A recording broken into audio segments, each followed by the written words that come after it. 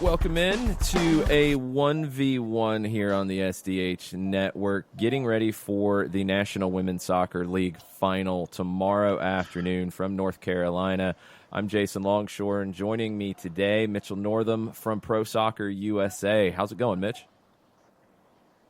Good, yeah. Thanks for having me. Just out here at Wake Med Soccer Park. The Courage are training a little ways away from me, and the Red Stars will take the field later today to train. So, yeah, it's a great day for soccer in North Carolina. What's the vibe been in the Triangle getting ready for the final? It's been pretty good. You know, I was actually a little bit disappointed, I think, in the attendance last weekend for the semifinal. I want to say it was around 7,000, which is more than a typical regular season game here, but it was less than the Women's International Championship Cup game that they had here. So, you know, there's been kind of some signage and stuff around here. You know, you know that the NWSL Championship is here, which is a good thing. I think some people complained that with the World Cup in France this past summer that there wasn't a whole lot of, you know, kind of signage and stuff around. Right. You know, you didn't really know the World Cup was there unless you were going there for the World Cup. But yeah, so it seems pretty good. I would expect us to have probably about 10,000 or so fans here on Sunday for the final. That's about what they had for the Women's International Championship Cup. It was a packed house, and the stadium here at Wake Med Soccer Park was rocking. So yeah, it's been pretty good, I think. It's been a year that's had, I guess, a lot of twists and turns for the NWSL, with World Cup years, I think, always being a little awkward. But it feels like the league's in a really positive place coming out of 2019. How do you feel like the league's positioned going forward? Yeah, I think coming into this year, there was a lot of talk about, you know, can the NWSL kind of capture and build on, you know, momentum from this World Cup and kind of build the league going forward and do some good things and that sort of stuff, because they didn't really do a great job of that. I think a lot of people felt like in 2015. But this year, you know, they got a big sponsor brought on board in Budweiser. They struck a TV deal with ESPN. They have this Octagon partner brought in now to negotiate their TV and some media deals going forward. That seems like a good thing. They just announced an expansion team in Louisville for 2021. It seems likely, based on some of the reporting out there, that there could be another expansion team even coming in for this next season. Seems like Sacramento might be the likely team there. Again, that's not confirmed, but there's been sort of a lot of scuttlebutt and reporting about that that's been done. So, yeah, it seems like the league is in a good place. I was reading a little bit of Grant Wall at Sports Illustrated did an interview with 3 NWSL owners. And it seems like that even, you know, the salary cap and some of the kind of the restraints that have been put on teams might be loosened going forward. He talked to the owner of the Chicago Red Stars kind of about keeping Sam Kerr around. And it seems like, you know, the Chicago owner said, quote, and the league won't be in the way of keeping Sam Kerr around in Chicago. So, yeah. You know, I think, yeah, the league is in a good place going forward. I asked Crystal Dunn a little yesterday about, you know, kind of where she thinks the league is at kind of going forward. She said, you know, she's been able to tell that the fan base is kind of sprouting up, and it's baby steps. But, yeah, I think that for the most part, the players and everybody covering the league feel that this was a good year and it was a good step going forward. Yeah, and that doesn't mean everything is sunshine and roses right now. I mean, there's a lot of challenges coming up with leagues around the world growing dramatically, and the rise of the women's game in 2019, I think, will ultimately be one of the big soccer stories globally. What are some of the challenges as you look ahead with things in place, I think, to kickstart growth? What are the things the NWSL has to start nailing down as it grows? Yeah, I think, it faces sort of some of the challenges that maybe MLS did in its early days. It has to find, you know, good markets, stable owners, and just sort of, you know, just the good soccer markets. You know, we found out that Boston wasn't great for an NWSL team. It looks like Sky Blue has its act together for the most part now, or is kind of trending in the right direction. Yeah, it does. They played a couple games at Red Bull Arena this past year. Hopefully that continues, or they can find, a better kind of permanent home. I think it's just that that's kind of the big thing, as they expand.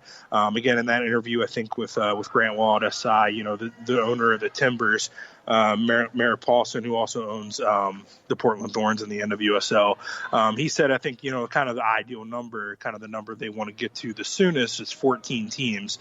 So it's, trying to find kind of those stable owners, fan bases that will embrace women's soccer, stadiums that are right for women's soccer. I think you'll start to see, hopefully more expansion talks. There's talking about bringing a commissioner in, someone who actually will be above President Amanda Duffy. I think that could be a good thing as the league kind of gets away from working so closely with the U.S. Soccer Federation. I think it's that. And then it's sort of, as you just talked about, kind of the women's game growing globally after this World Cup, it's kind of loosening, some of those restraints on the salaries and, making sure that this league can keep the best players in the world around, the Sam Kerrs and the Megan Rapinos, who have been linked over the summer to some teams abroad. Now, kind of based on what Sam Kerr said yesterday, she spoke very highly of the NWSL, said it's the best league in the world, said it's the league that fits her best. So for her, I think, if she ends up, going elsewhere, it's going to be a matter of, money is probably going to be the reason. It's not going to be because she feels like she needs a challenge. I think that's sort of the NWSL's kind of next hurdle, is making sure that they can pay these players properly and keep the best players in this league and keep this league being the best league in the world. With Octagon now involved as a partner, they're going to address a lot of the revenue coming in because, we all get the understanding here of how this is going to work. If there's more money coming in, there's more money available to pay the players. Octagon will help on the media side and on the sponsorship side. But what are some of the reasons that you've noticed around the league for the attendance, not just to bounce from the World Cup, but to stay and kind of find another higher level that has been the norm in the second half of the season? That's a good question. The attendance, it definitely, it's been good to see that it's kind of taking that jump. That was definitely a question kind of coming into the World Cup, would attendance in the league kind of jump up and would it stay there? I think each team kind of individually has done a good job of post-World Cup kind of maximizing and reaching out to their fan bases and letting them know, hey, those great players that you saw play in the World Cup, they're playing right here. Tickets aren't that expensive. Bring your family. You're going to have a good time, a good atmosphere. Hey, Megan Rapinoe's coming to town. Hey, we have Abby Dahlkamper and Dabinia right here in our backyard. I think the teams in general have done a really good job of that. So it's sort of, just that right mix of teams kind of, reaching out and trying to make this sort of a community thing and trying to get everybody to buy in. Here at Courage games I've seen kind of after every game, nobody leaves the park right away.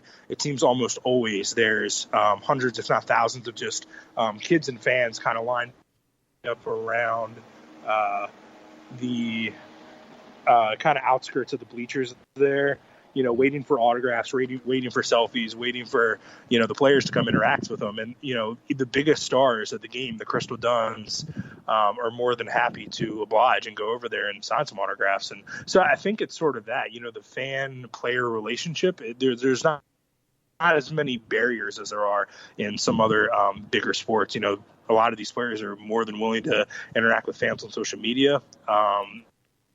And they're, you come to a game, it's going to be pretty easy for you to get a selfie with one of them. So I think in general, the individual teams in the league have done a good job of just promoting, hey, all those players that you saw in the World Cup, they're right here. You can come see them. We got them. If you can't come to a game, they're on ESPN. Go there, check it out. Yeah, I think you've hit on it. Like it's the mix of the national, notoriety and the national media and advertising for the league as a whole, and for especially the women's national team stars. But then the local work has to supplement that, and it's been great to see a situation like Sky Blue, really come from the bottom of just struggling to be relevant and struggling to function, to really, I think, grabbing the attention of the fan base in their area, and other clubs have done the same. For Louisville, as you mentioned, coming into the league, to be successful, that type of localized marketing and localized push is going to be critical. What was the reaction you got, or, being around the NWSL final this week? What was the reaction to the Louisville announcement this week? I think it was good overall. I think there's, a couple people in the media who kind of overlap in NWSL and USL coverage. Right. And Louisville has done an awesome job of, with their USL team that they have there. Most of the time they're leading the league in attendance. It's really a professional organization that they have there. I think there were some people that were kind of skeptical of the announcement, considering Amanda Duffy's history with Louisville. But I think it's a good market. I think it's one, it's kind of one of those smaller markets, like, maybe you have here in North Carolina in the Triangle, but one that will embrace soccer and embrace women's soccer. Louisville has shown that they can draw big fans to a second division men's team, and hopefully they get the same kind of crowds for that first division women's team. So I think they, getting an ownership group like that who has already worked in soccer, who, kind of has things figured out, kind of attendance wise, and reaching out and making this sort of a community thing, as Louisville has done with FC there. I think that's a good thing. So I think for the most part, people are pretty positive about them coming into the league. Seems like they're going to be a good addition. Some of the players, I think, have talked about it for the most part, nothing but positive. I think them coming into the league is going to be a good thing. Some players have kind of, I think after the announcement, kind of said, "Hey, can we get more teams from the West Coast though?" Right. So, hopefully that'll be coming soon. Like I said, there's been some rumors about Sacramento. There's been some talk about LAFC maybe getting involved. So, hopefully you get some more teams out there on the West Coast to join Reign FC and the Portland Thorns there. Yeah, it'll be critical in the long term. But let's talk about the short term. The final tomorrow afternoon. It's North Carolina and Chicago for the third straight year in the postseason, but the first in the final. And it's been kind of weird between these two. North Carolina has won the last three in the postseason, but Chicago has been really successful against North Carolina during the regular season. Mm-hmm. What does Chicago have to do tomorrow to replicate that regular season form in the final on the road? Yeah, I sort of asked Rory Dames that same question yesterday at Media Day. The Red Stars have been very successful against the Courage this year. The Courage had the league's best offense, I think a record-setting offense this year. But the Red Stars, they tied them 1-1 here in Cary in the season opener, and then Chicago beat them 2-1 and then beat them 3-1. And the Courage, this is a team that scored 6 goals against the Portland Thorns one game. They scored 6 goals against the Pride in one game. I think they scored 5 against the Houston Dash in one game. Just a team with a lot of offensive firepower. You talk about Lynn Williams and Kristen Hamilton and Jessica McDonald and Dabinia and Crystal Dunn. The Red Stars, for the most part, have kind of bottled them up. Like I said, I asked kind of Rory Dames, about, how they've been so successful against the Courage. And he just said that, athletically, they kind of match up with them in the right areas. And the issue is he just tries to be a little bit different every time that he plays against the Courage.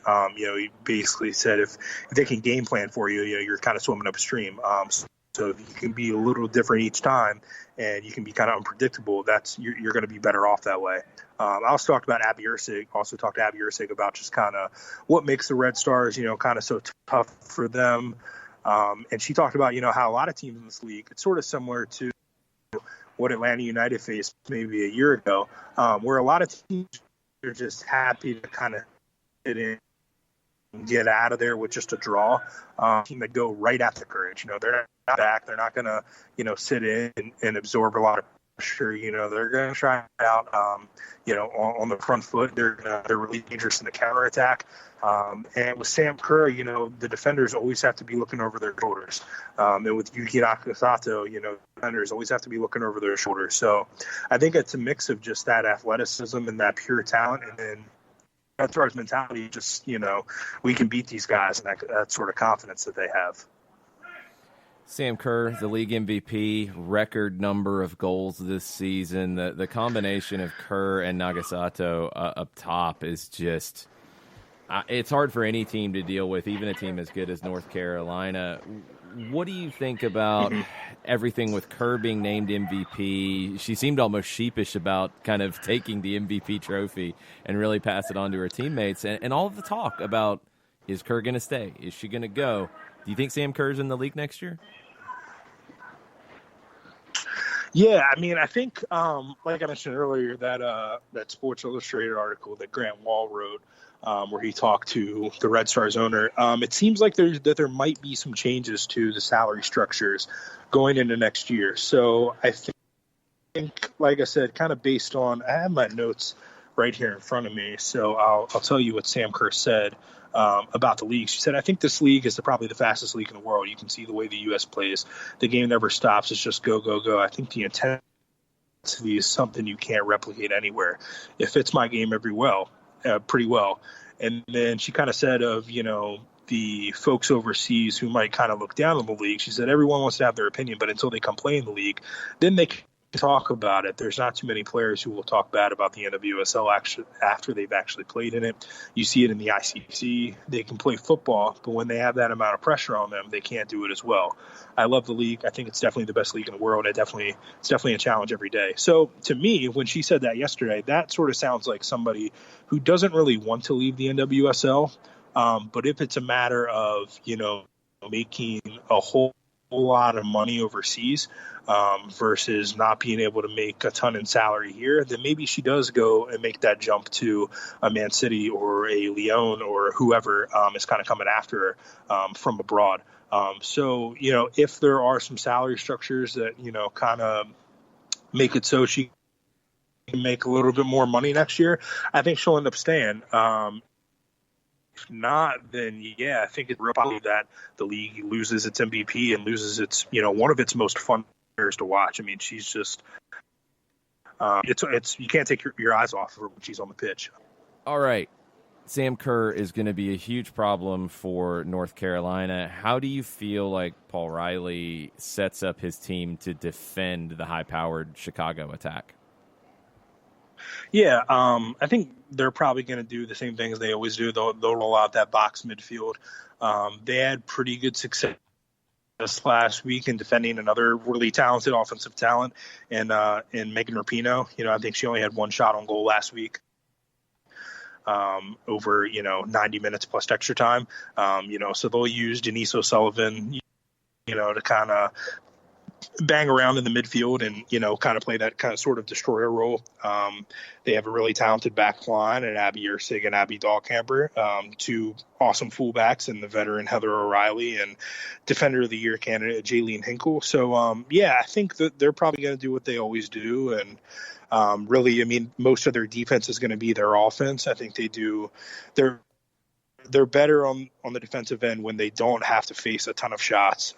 When their offense is controlling possession, and when the other team is having to worry about, defending them instead of the other way around. Stephanie LeBay has been pretty solid in goal all year. She's a goalkeeper, who can make, one or two big saves a game. But when she's facing a whole lot of shots, that's when things get a little dicey. So I think if the Courage can kind of keep, Chicago's attack in front of them and attack more than they're defending, that'll be good for them. But of course, with Sam Kerr and Yuki Nakasato, that's easier said than done. Semifinal was interesting for the Courage. It felt like they were in control the whole way, but just could not find the opening in regulation, and then they did tear it wide open when you get into the extra time period. Do you feel like that took a lot out of them? Are they going to be drained, or what was their attitude this week as they prepare for the final? Yeah, they seem pretty good. It didn't seem like it drained them too much. Every now and then, when they run up against a good goalkeeper, they sort of have games like that where they'll put 25 shots into the box and put most of them on target. But just sometimes just have bad luck in terms of getting it past the keeper. And Casey Murphy is certainly one of the best keepers in the NWSL this past season, a goalkeeper of the year candidate. So yeah, they've struggled with her in the past. And Alyssa Nayer's no slouch. That's a U.S. Women's National Team goalkeeper, and she seems to always play really well against the Courage. As I talked about before, the Red Stars have kind of had the Courage's number this season with 2 wins and a draw. I think the overall kind of aggregate score has been 6-3 in the Red Stars' favor. So just a goal out per game. So yeah, they're going to have to be a little bit sharper in this game, and really hit their spots and make sure that they're really getting the best attempts at goal, instead of just kind of doing what they do and kind of just bombing crosses into the box and keeping the goalkeeper busy. I mean, that's a tactic that could work too. It didn't work last week against Casey Murphy until they got to extra time, and Davina, hit that free kick, and then Crystal Hamilton created a goal, and then Crystal Dunn got one. So yeah, I mean, that's the other thing, is there's just so many options. This team is so deep in the attack. Kristen Hamilton probably isn't going to start on Sunday. She didn't start in the semifinal, and she was an MVP candidate this year. So, if they have a forward or, a high midfielder who's getting a little tired there near the end of the 90 minutes, they can bring her on. They have some other weapons off the bench. So yeah, I don't think that they'll be kind of shaken by that semifinal. They've been here before. They sort of know what they do best, and I think they're pretty confident in their ability to do that. So Paul Riley broke out the underdog card, even though they're the number 1 seed and playing at home. How seriously do you take that? I think that's something that Paul does.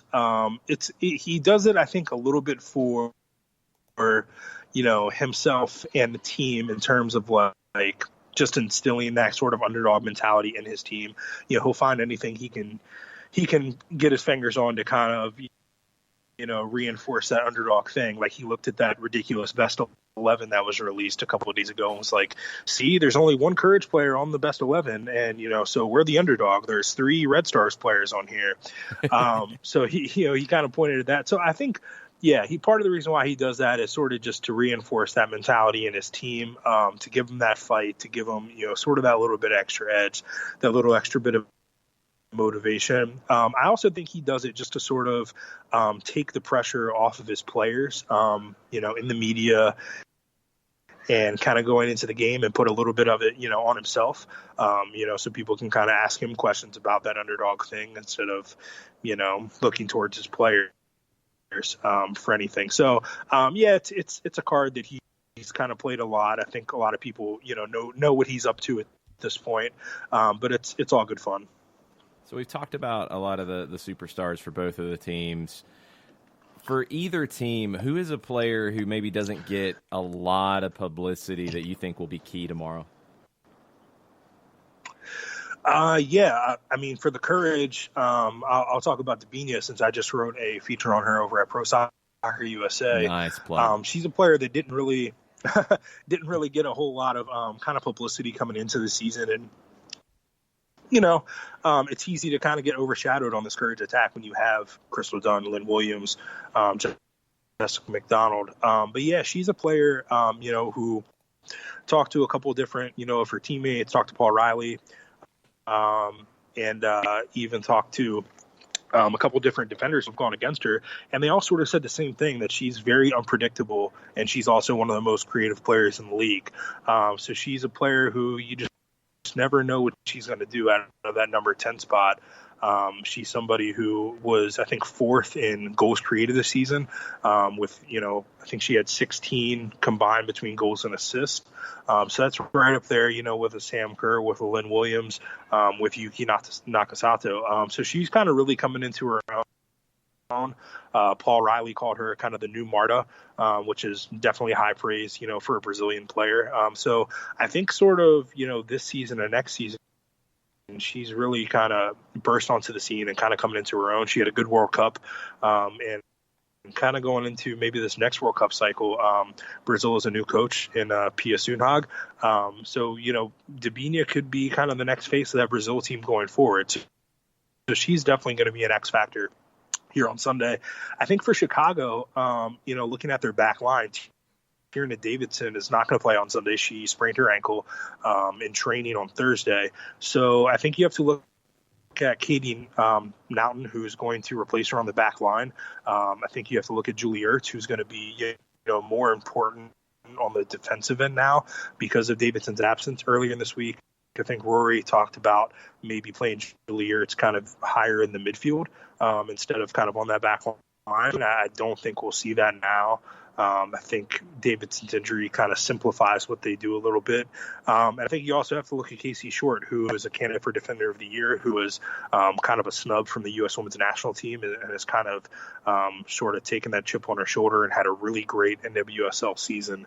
I would look at, Chicago's defense as sort of being that X factor and kind of something to keep an eye on. Can they still play as well without Davidson? And then for the Courage, I would definitely look at Debinha and also Denise O'Sullivan in the midfield, who maybe doesn't put up as much stats, but when you watch her is really important in terms of keeping the ball and being really good on defense there in the midfield.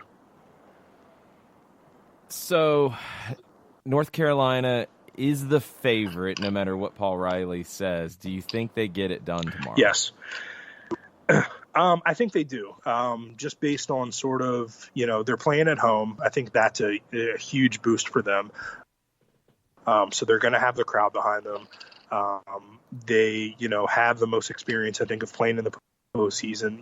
Really, this group, back to their Western New York Flash days, this is going to be their fourth final playing together, fourth straight final. So I think that's big in terms of just, the experience of playing in kind of those big games. I think because the Red Stars have gotten them, 2 out of 3 times this season, I think that's a little bit extra motivation for them to kind of get it done, on the biggest stage against them. And I think, again, talking to Abby Ursig yesterday, going against an attacker like Sam Kerr and an offensive player like Yuki Natasako, that brings out the best, I think, in the Courage's defense.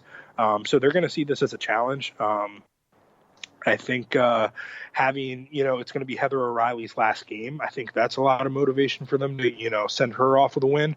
I think the Courage are going to get it done. I'm not sure if it's going to be a high-scoring game or a low-scoring game. But maybe you see kind of a 3-2 type of game. And, they definitely have the offensive firepower to put up that many goals. But I think it's going to be hard to keep Sam Kerr at a goal. I don't think you see her go scoreless tomorrow. So, but I do think that the Courage do come out on top.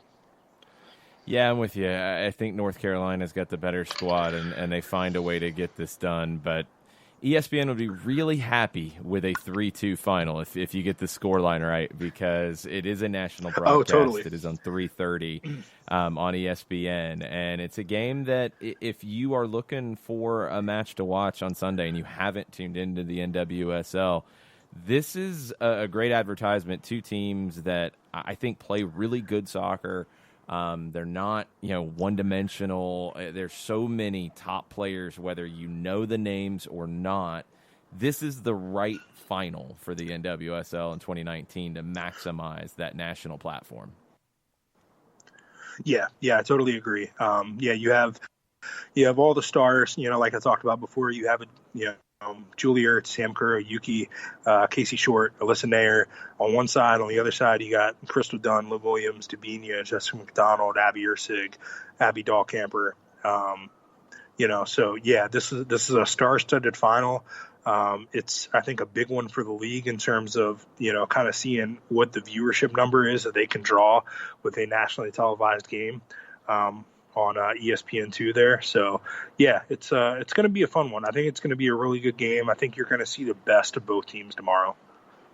Really looking forward to it. Mitch, thanks for the time, and we'll check back in as the NWSL offseason. It's maybe the most compelling offseason the league's had as well, with more potential expansion, a commissioner search, an expansion draft, all the potential changes, it feels like 2019 could truly be that jump-off point for the professional women's game, not just the national team side, but the club side as well. Yeah, for sure. Yeah, I think it's going to be an important off season, and definitely one that we might look back on in a few years, kind of point to as an important one, considering what you just said about kind of some free agent movement, a commissioner search, and the expansion talk. So. Yeah, I think this is the one we'll look back at and say that the NWSL really grew up in 2019. Thanks for capturing all of it for us, and we'll be talking again soon. Yeah, thanks for having me. Appreciate it. Thanks again to Mitchell Northam of Pro Soccer USA. Make sure you're following him at Primetime Mitch on Twitter and all of his great work over at ProSoccerUSA.com. We'll be back next week to recap the NWSL final. Thanks for joining us.